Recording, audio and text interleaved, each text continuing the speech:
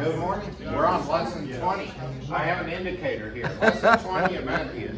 And we'll be at Matthew 8:5 in a moment. So today's trivia question is, who is the father of Samson and what tribe was he from? Who was the father of Samson? You know Samson was a Nazarite, but that could be from any tribe. And so, what tribe was he from? This is in the Bible. Tribe who is from? Samson and his father. Who was the father of Samson and of what tribe did he derive? He was a Nazarite. However, a Nazarite was not a tribe. I know. A Nazarite was a vow. Yeah. So, we don't ever refer him to him this way. What? Manoah was his father of the tribe of? There are only 12 to pick from. You know? Dan, yes. Of the tribe of Dan. That's in the Bible. So let's look over at Judges. Dan. Yeah, I have a son named Daniel, so had to work that in. But anyway, look at Judges 13:2. A certain man, Zorah, named Manoah, from the clan of the Danites, had a wife who, Sarah, remained childless. The angel of the Lord appeared to her. You can read all this later. We don't have time to read through it. I just wanted to go down to verse 24. The woman gave birth to a boy and named him Samson. He grew and the Lord blessed him, and the Spirit of the Lord began to stir him while he was in Mahaneh Dan, between Zorah and Eshtaol. So Samson, and I think this is interesting, comes from the Hebrew word for son, and it may refer to the joy of the birth of a son, but it more likely is a reference to the close by town Beth Shemesh, which was named after the house of the sun God. And then, of course, you know, Samson came to deliver the people from the burden of the Philistines, where Beth Shemesh was. So the house of the sun God, and God brought Samson, named Sun, the brightness of the sun, to defeat the sun God. And I think that's really interesting because, as I've said a billion times before, nothing seems to happen in Scripture by accident. And I think it was very clear that when Samson was named brightness of the sun, or the sun, like the sun in the sky, not just the sun, I should have specified that. Not just like a male child, but the sun in the sky. And he defeated the sun god. And I think that's really an interesting bit of history for God's people. So, God always has a reason for things. So let's look at why Jesus encountered the centurion here in Matthew 8:5. Oh, and I was going to give the specific reference to, we talked last week about the joys and pitfalls of leprosy and finger falls, you know, of leprosy. So in Leviticus 14 is the description of what someone must do if they became clean after having a skin disease or leprosy. And I'm just going to summarize that. You can read it later too. It's the whole chapter, Leviticus 14.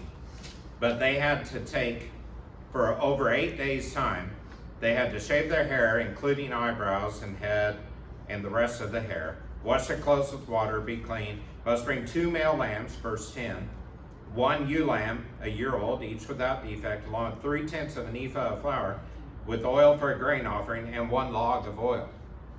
I don't know how many of you have a log of oil with you this morning. Probably none, but that's apparently about 2/3 of a pint. And then the ephah of flour is about 6 quarts. So they had to bring 3/10 of an ephah, so that'd be somewhere around less than 6 quarts. And then the oil for the grain offering, log of oil.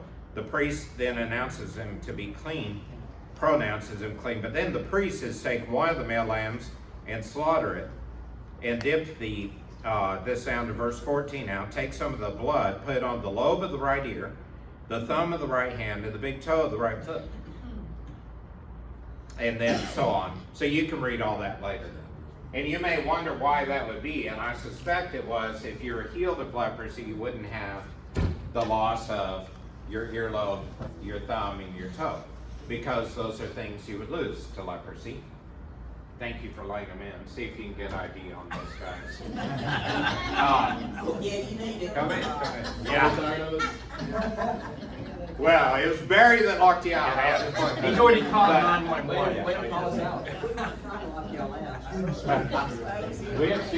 We have one seat here and two right there.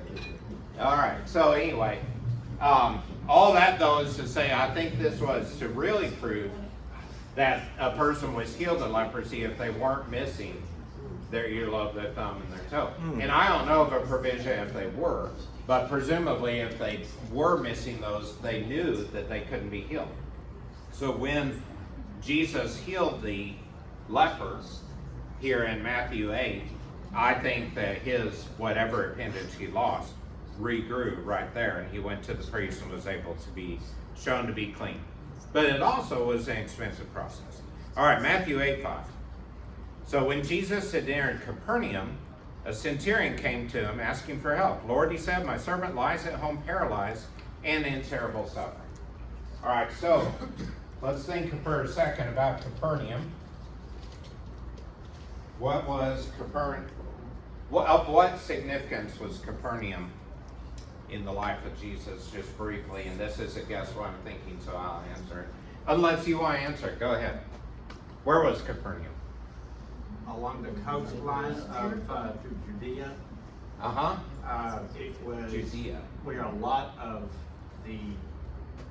activity of the new once Jesus really started his ministry. There you was a lot go. More Once- activity happening. Where Jesus started his ministry. Excellent. Now, I think you misspoke. I think you meant say along the northern edge of the Sea of Galilee. Oh, did I say? Yeah. And so, I said Judea. Sorry about that. yeah, I knew what you meant. You know, they start with so if we look over at Matthew 4:12, when Jesus heard that John had been put in prison, he returned to Galilee. Leaving Nazareth, he went and lived in Capernaum, which was by the lake, that was the Sea of Galilee, in the area of Zebulun and Naphtali. And this was a primary area of the ministry of Jesus. And I think that's important because, Jesus had been up on the mountain. It knows chapter 8, verse 1, he came down from the mountainside. That was during the Sermon on the Mount. And the centurion came and asked for help. So I think the centurion knew Jesus. I think he knew what he was capable of, and that he was a man character. I don't know if he understood he was the Son of God fully, but I think it's just not a random issue. But the centurion, yes, go ahead.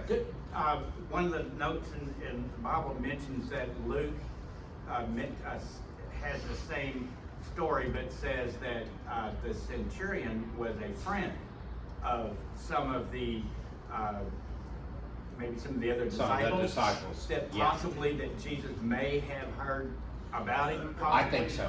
I think if you look at the apostles, there's pretty clear evidence that Jesus probably grew up with 10 of them. The two would be Judas Iscariot because he was from Judea, and the rest were from this area around Galilee and Nazareth and Capernaum and such. They fished on the Sea of Galilee.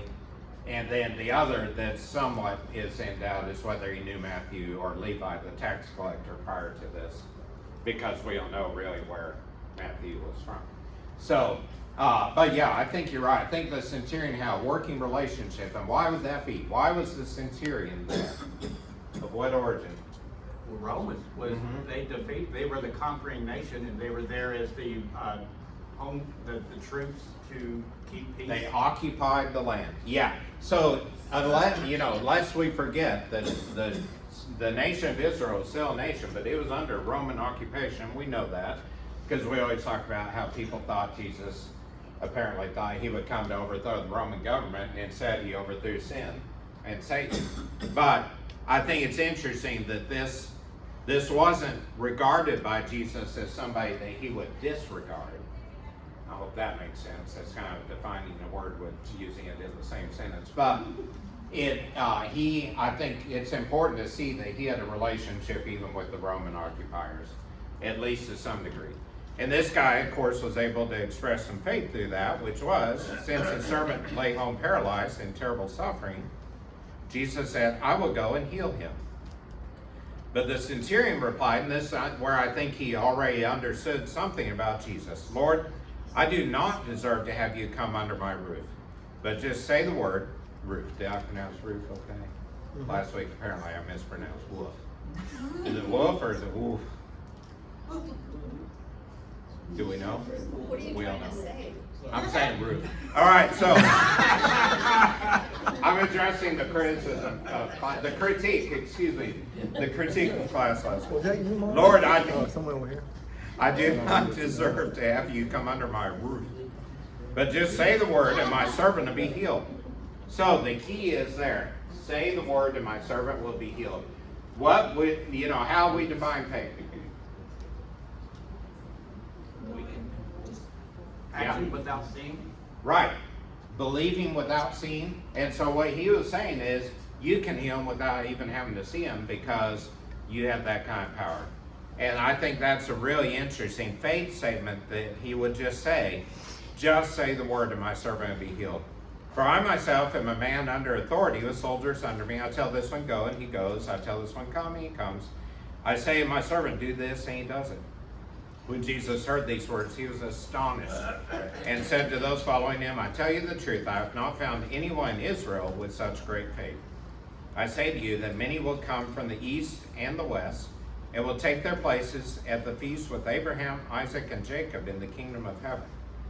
But the subjects of the kingdom will be thrown outside into the darkness where there be weeping and gnashing of teeth. Okay, so when people come from the east and the west and dine with Abraham, Isaac, and Jacob, what's he talking about? Who was Jesus referring to? Yeah, when he says people come from the east and the west and dine at the table of Abraham. Oh, he's the referring feast, to the Isaac, and Gentiles, Jacob. I think. Gentiles, east Yeah. and west, Yes. non-Jews, whereas the Jews, the kingdom occupants, Absolutely. thought that they have an open invitation, and that's not necessarily true. Right. The Israelites thought they would just be in there no matter what, basically. And no matter how they viewed Jesus, and in the end, obviously, they rejected Jesus. And so I think he's saying, the people that you really hate are the ones who are going to be in the kingdom of heaven. And that's pretty strong teaching. And obviously, I think some people would pick on him for even talking to the centurion or knowing the centurion. Now, I think it's interesting that the centurion said, I'm not worthy to have you come under my roof, because he knew that there would be some sort of a discrimination factor, I think. And he realized that Jesus was greater than all of this. And so when the people from the east and the west, and I think we could reasonably include the north and the south, since my name means man from the north, I'm included. Yes, Were you finished? I'm done. Yeah, go ahead. This reminds me again, a centurion, a Roman citizen, who didn't have the faith background of Right. the Israelites. God had been working in his heart to bring him to faith. And Yes, that's well just said. another example of how God is always at work, and it doesn't require us to convert people. We just join what God's doing. Yeah, God had been working on the centurion's heart and bringing him, calling him to him. I think that's an excellent point about that, because you wouldn't expect this centurion, presumably had probably only been there a couple of years at the most. It would be a relatively short term, filling in and out of battle here and there, and occupying land that was at peace, and then going into battle at other times. My understanding of the Roman military empire is one reason they had constructed roads going everywhere, which ultimately were utilized to spread Christianity, by being able to get all through that area.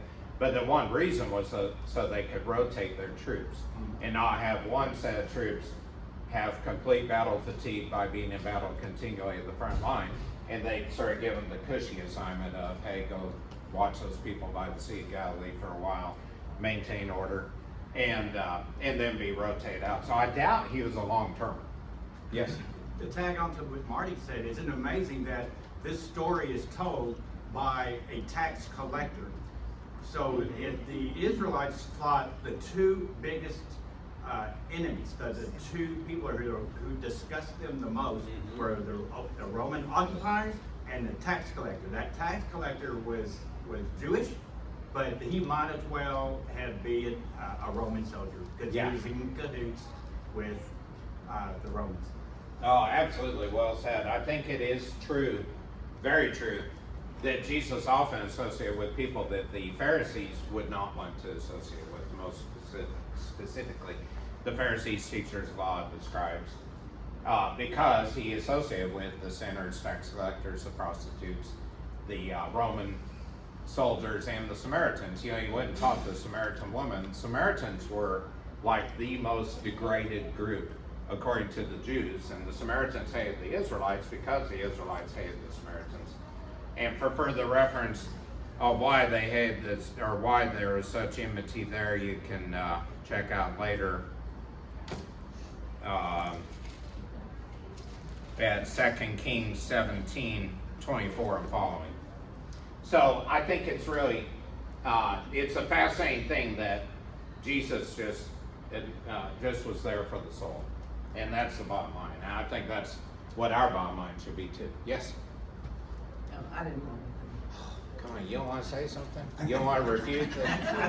Okay, all right, yes? Tagging on to what Marty said also, I don't know, you can correct me if I'm wrong, we're never told to convert people, we're told to teach.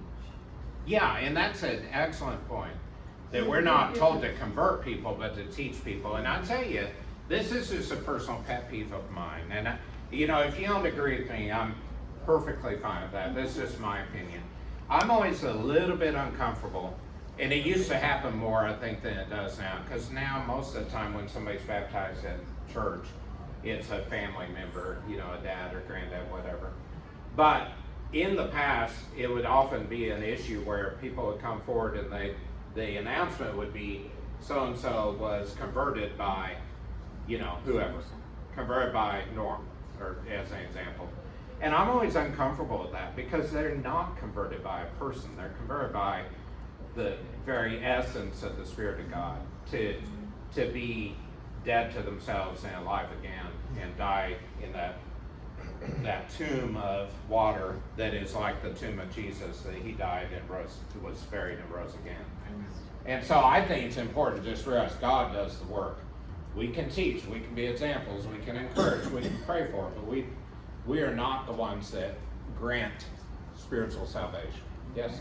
I think one of the reasons this is fascinating to me, what you just said, is that I was kind of raised with the thinking that if we just taught well, we could convince people to enter salvation. And I don't think it's ever a matter of giving them enough information. It's a matter of God reaching into their hearts. Yeah, it's All gotta we be a heart do is change. give them an opportunity to invite them into God Yes. and His Scripture and let them Present them the opportunity, present them the open fellowship, the willingness to spend time with them, I think is a very meaningful thing. And there again, being an example, teaching, praying for, and helping that whatever needs they have, and then God brings about that spiritual change. I believe that is very true. Yes? On that same thing, that no matter how bad I want it for someone, it's not up to me. It's not, I may never see it. Yeah. It doesn't mean that they're not saved. It's God's time, not my time. Of course, Yeah. Come around. I think that's really clear, even in, 1 Corinthians 1, when Paul's talking about, some of you talk about you were baptized by Apollos, some by Paul, and that he says, to paraphrase, you were baptized into Christ. And it doesn't matter. In fact, Paul goes on to say, I'm really happy that I didn't baptize anybody there except for maybe the ones that I did, which were a couple of families. But it wasn't a big deal to him. He didn't say, hey, I want you to know that I baptized these households. And, I think it's interesting too. If you look at some church restoration, Reformation type literature, often it was a big deal, like in the 1920s or something. People would say, I sat at the feet of such and such preacher, and I was baptized by, who was great known preacher. I guess the good news is I can't think of it. Ira North, yeah, like they say, and I was baptized by Ira North. And think, that's that doesn't make that baptism better. I was baptized by a guy I barely knew because he was a newly hired youth minister when I was baptized, and he'd been there a couple of weeks, and I didn't know his name, hardly. I mean, I'm sorry I hadn't met him, but that was also in the era before dads did baptizing, which I never understood why that was not ideal either. But anyway, all that said, I think it is very important to realize that we have the role as an ambassador, but we don't have the role as the so-called executioner, I guess I'd say, of that faith conversion to a new life in Christ. And so then at verse 13, then Jesus said to the centurion, "Go, it'll be done just as you believed it would." And his servant was healed at that very hour. So when we think about this, he was healed of the paralysis. I already kind of went into last week that if somebody has a dreaded disease like leprosy with limbs falling off, or paralysis with almost immediate limb wastage, if any of you know somebody who is truly paralyzed, they cannot feel, let's say, from the lumbar spine down or from the chest down or whatever, they have muscle atrophy. There's nothing that can be done to change that. You can move the limbs, but you can't make them strong because the body's nerve is severed or crushed or whatever happened to it to cause the paralysis, and there's no nerve input to tell the body to nourish those particular body parts. In this case, I would presume at least legs. And so if somebody has been paralyzed for even a short time, their muscle wastes away. And so in order to get up and walk, like for instance, when Jesus told the man who's a paralytic who was lowered through the roof of the house to get up and walk, it would be, it's beyond the miracle of just no more paralysis. It's a regrowth of enough muscle tissue, balance, and coordination to be able to get up and walk. A few years ago, some of you may remember me stumbling around class with a splint on my leg and on crutches. I had an ankle surgery done, and I had to wear a splint for 6 weeks, and when I got out of the splint, my lower leg was like pencil thin, looked like less than the bone.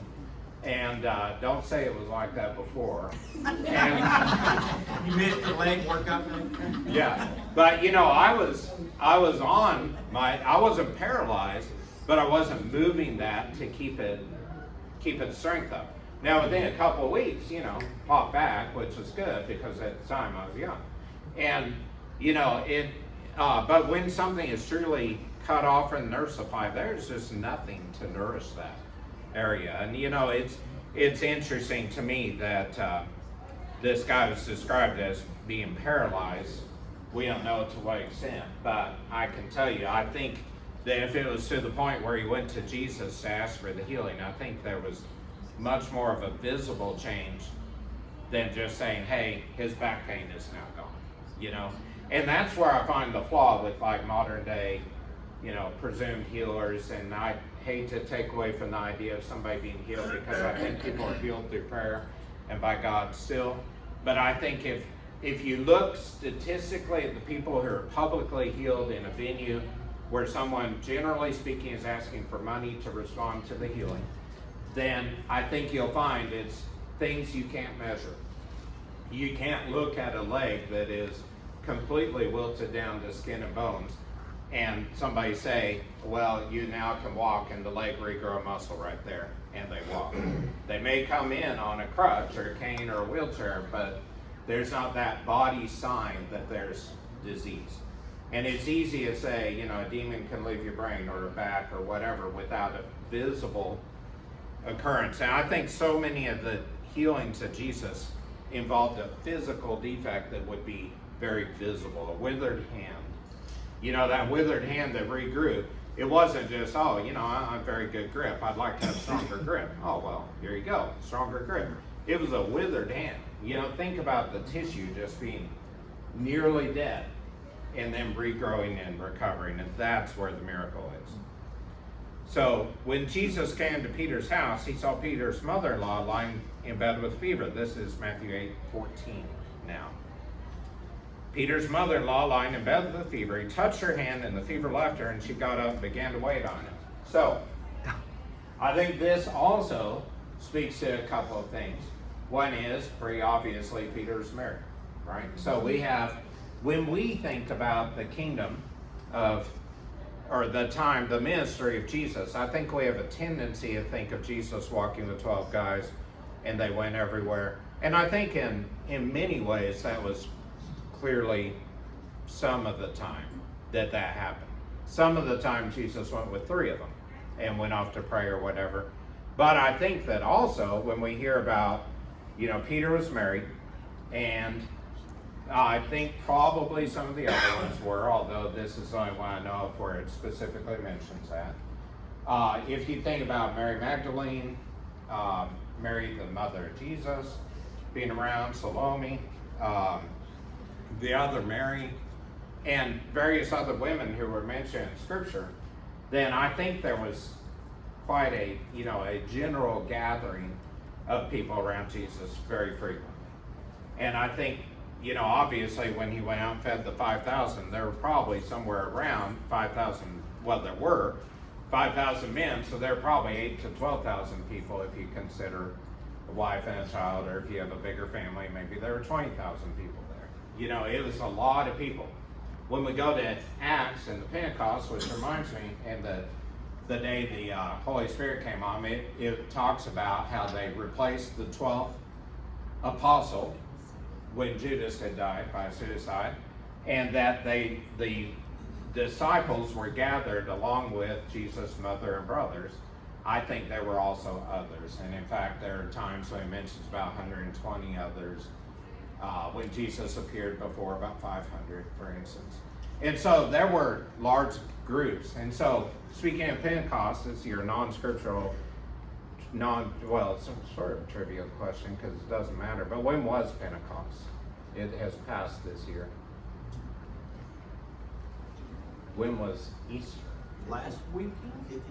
Oh, very close. It was 2 weeks ago today, May 28th. And so that was 50 days from the special Sabbath of Passover. And so that's how that gets counted. So it was 50 days from the Passover, what's the word I'm trying to think of? Easter, Easter Sunday. But it was Easter Saturday this year. Remember, the real Nisan 17th was on Saturday, so 50 days later, Sunday, May 28th this year. Yes? Pentecost has also been named the National Day of the Unreached. Really? Yeah. Oh, interesting. The National Day of the Unreached. That's interesting. So we only have to evangelize one day? No. Oh, okay. So Not that really. is interesting though. Yeah, so there's a national day for everything. But that, I did not know that one. Did That's Walmart nice. have like a special card? Yeah. It's all about sales. Yeah. It's messy. Balloons. Yeah. I can guarantee you the reason there's a Grandparents' Day is to sell things, no doubt. All right, so anyway, just to mention though that not only was Peter married and there were people around Jesus, but I think she also had familiarity with him. She had a fever and he went and touched her hand, the fever left her.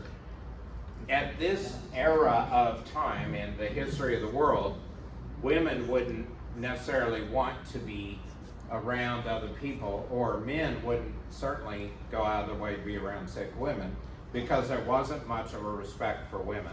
And I think it speaks volumes that he had respect for her and for Peter and for Peter's wife, whose mother this was. And she hops up and starts serving. Yes. So what's your point on that, Johnny? Well, I mean, You're saying immediately that she's women been need sick, get about to served? die. Oh, First thing she does is get up and start serving. So I think she was healed. I think she had a good attitude. Absolutely. I think she had a good. So, if you think character about too. there are of course a million, and I don't have time to go into all the causes of fever, though if you want me to, of course. No. No, we don't want to. But, I'm assuming she probably had like pneumonia, which makes you very ill. And if you're laying there in bed with a fever, if you've ever done that, you're very ill. And to hop up and serve, you're right, that's another physical recovery that is not expected. And that's the miracle of Jesus. When evening came, verse 16.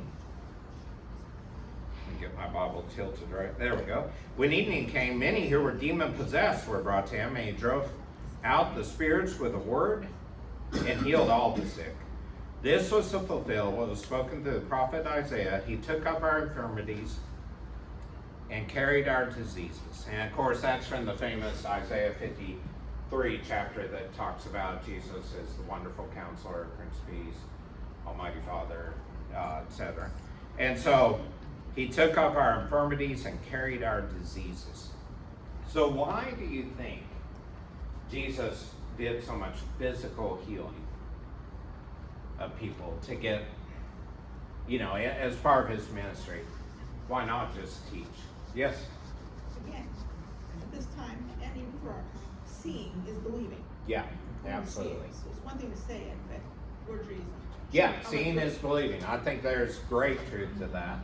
Absolutely. There were false prophets, false all around. I mean, and he was fulfilling prophecy. Yeah, fulfilling the prophecy. Absolutely. Clearly one answer for it.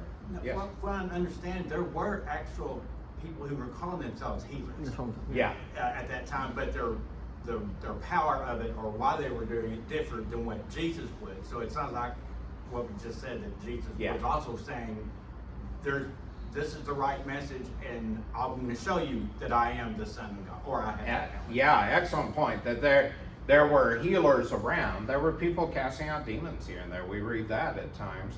But this was a special, the right spiritual approach to that, as opposed to the wrong spiritual approach, which we'll get into here soon too. Jane, yeah. Well, I was also thinking that it was symbolic because, for them to see the healing of the sick person also represented the healing of the soul. I mean, it's. Yes. it's I think it such a helps powerful visual. it helps the human understanding when you see a physical healing, and maybe especially, those that you would never think could be healed by any other means. The crippled, the shriveled hand, maybe the fever, the demon possessed. If you don't think you could ever see that any other way, you must know the presence of God is there. I think that's an excellent point. Yes? But I love how he heals specific people. Uh-huh. He didn't just heal, he had a reason for everything he did. For me, for the people that time, I mean, he healed the centurion. That other Romans, he didn't just Yeah. come to save the Hebrews. Right. Yes, them, Interesting. but everyone. Had a yeah.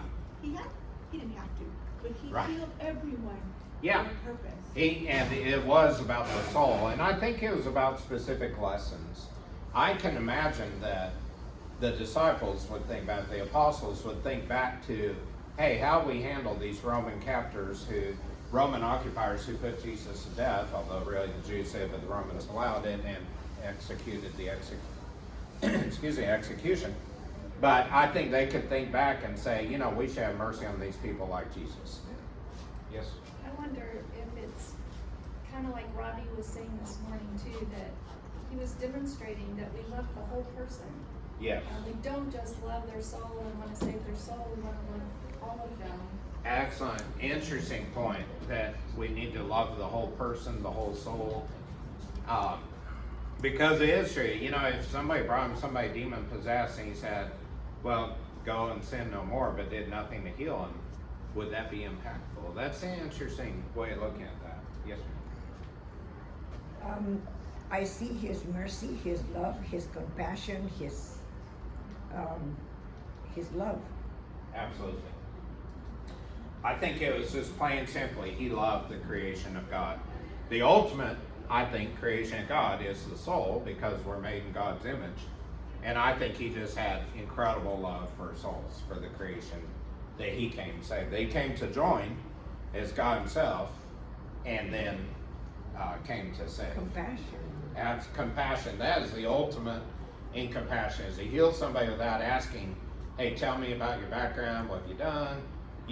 What are you going to do from here? How do you treat other people? Have you ever been bitter because somebody didn't share something with you or help you into the water of Siloam?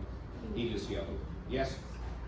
In the beginning, he created Shalom. You know, Mhm. he created this garden, he put people in it, everything was perfect. And it got broken, and I think when Jesus came, his whole message was, I'm here to restore shalom. Yes, restore peace, restore shalom. I like that. And I think you're right. I think that restored the kingdom. You know, here are a couple of thought questions for you, and we don't have to answer these because, for one thing, time just ran out.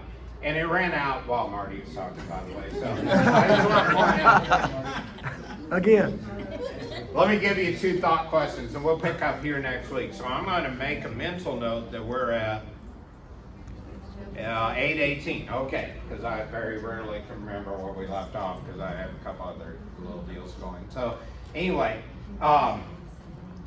2 thought questions. One is, why was the salvation not there? Maybe that's the wrong way to ask it.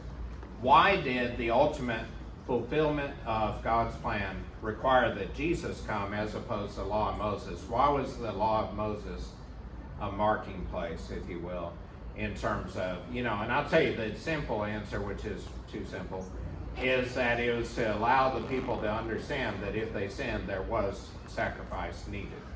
And so because everyone sinned, the sacrifice of Christ was needed to bring about salvation, and his blood is sufficient for all. That's the little bit of simple answer. But what about that gap? What if you lived 87 years after Moses brought the message and you had to deal with all these and you didn't get to deal with true forgiveness through Christ, if you only dealt with rolling forward to sins? How's that fit? And the other thing, keeping in context, over in John 9, when he healed a blind man, and the disciples asked him when they saw the blind man, they said, who sinned, this man or his parents? And Jesus said, I tell you, neither one sinned, but he was blind from birth in order to bring about a teaching for the kingdom, essentially. So we can kind of understand that. Then when we go back, if you read Leviticus 14 that I was talking about, it says that the people who had the skin diseases and leprosy had to bring sacrifices to the temple to make up for their sin that caused their leprosy. Is that in conflict with our thinking about sin and disease? yes. That's your cue. That's in Leviticus 14. That's okay. I've said goofier things and gotten different responses. So, he says that the person, in order to be cleansed, to be healed of this infectious disease, the priest shall basically declare that he's cleansed of his sin. And I think there are several different things about the old law and the new law that we need to ponder in that. But I think clearly I'm thankful I live under the new law. That's the bottom line. I think it's amazing to be able to speak to God directly in prayer, to be able to reach salvation directly in baptism and the blood of Christ, to be able to have a relationship with my brother, Jesus Christ, as God describes us as all being his children. It's incredibly different. How is that justified with the old kingdom versus the new kingdom? Think about that this week, and we'll talk about the cost of following Jesus next week. Thank you for all the comments. Appreciate it. Okay.